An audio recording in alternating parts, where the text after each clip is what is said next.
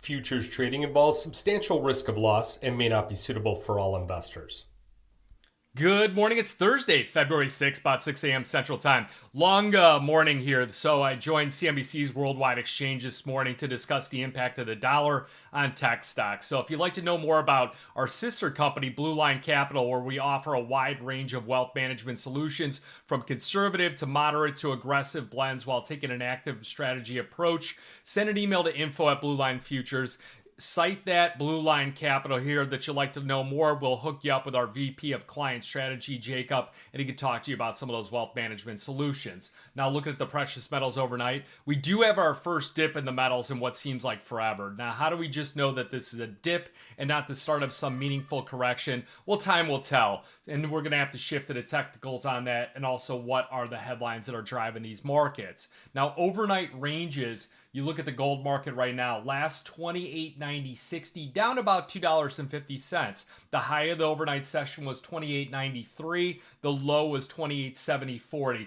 The only interesting thing about that is that you look at what the high of the overnight session was, and it's lower than the previous high and lower than the all-time high. But I think it's a bit too soon to tell here if we're starting any kind of correction in the gold market, and I believe that traders are really looking to aggressively add to any kind of weakness in the gold market. And frankly, you'd have to get significantly lower, I think, in order to break the current trend we're in. Now, March silver tends to be a little bit more volatile. Silver is one of the worst performing commodities overnight here, down about 1.29%, trading at 32.57 last, so it's down 40 cents. So the high was 32.91.5, the low was 32.32.5. An area that I will be watching is the $32 mark, and then just below that, about 31.88. 31.88 was old resistance, new support. So those are areas where we will look to start to execute back into the silver market. Now, checking on the top overnight headlines and some things that are impacting the commodities markets, there was an interesting headline yesterday, and the question from the headline was, what is the impact from the dollar, gold, FX, and yields? So Trump, the headline was that he wants to get lower 10-year yields, and he's not focused on those Fed cuts. So Treasury Secretary Bassett said that the Trump administration focuses on bringing down the 10-year Treasury yields and not the Federal Reserve's benchmark for short-term interest rates. Bassett believes that expanding energy supply will lower inflation, and the reducing of the budget deficit will bring down the 10-year yields. The administration's goal here is to achieve non-inflationary growth, with Bassett supporting the permanent implementation of the 2017 Tax Cuts and Jobs Act to continue U.S. economic growth. Now, again, checking on your performance leaders here, because there is a lot of data coming out and a lot of moving headlines here.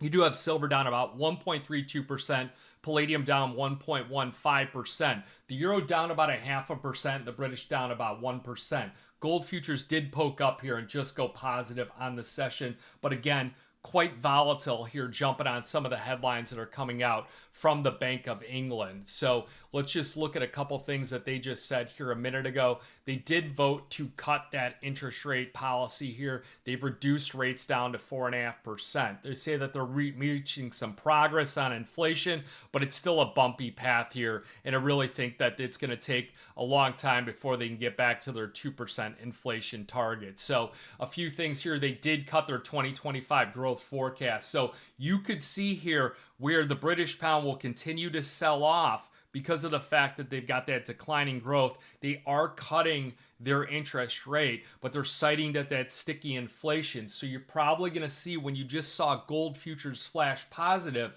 it was against the British pound making new lows. And that's where that person there that's in that pub over in the UK is sitting there talking to his buddy and going to his chap saying that, hey, did you see gold? It just made a new record high. Well, it did against the British pound. So there you have it. Now, looking at today's headlines, we're going to have some weekly jobless claims expected 213,000. We'll have continuous claims. We'll also have non-farm productivity for Q4, your unit labor costs. And then, frankly, I'm going to be watching this quite closely, is that natural gas inventory data. Last week was a blowout number here, one of the largest drawdowns I've seen in natural gas inventories.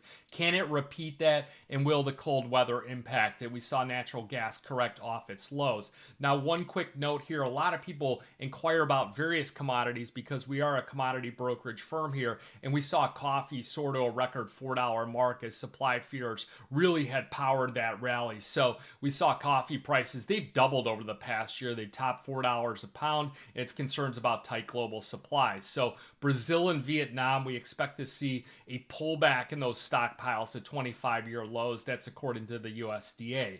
Now, shifting back to your metals markets, a lot of people were taking positions off the board here yesterday. You saw another all-time high in the gold market. You saw a thrust upward on $33 on the silver market. The ETF funds cut about 60,000 troy ounces of gold from their holdings in that last trading session here yesterday. That was about 10% of the amount of ETF holdings were bought year to date. You go to silver, it was 3.15 million troy ounces of the holdings were cut in the previous session. This year's total net holdings is about 10.8. So it was about a quarter of the people in silver ETFs cut those off here. So looking at the technicals again, so on the gold market, the first major pocket support that I would be looking at is 28.56 down to 28.50.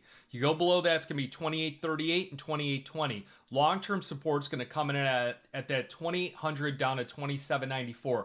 That's going to be your first major test of psychological support. We break below that 27.67. A close below that takes us back into this big consolidation phase. Remember, gold was in about $150 consolidation phase that seemed to go on, and many of you I was watching were playing that range here back and forth, and that range had started back in late October, dipping down to the November lows and then having its ebbs and flows as we got through the election and the year end. Silver seeing the same kind of thing where we're coming from this 29.25 as your double bottom. You go above that, it's going to be the $30 mark, 30.67 and 31.88. I think that those are your major levels out there.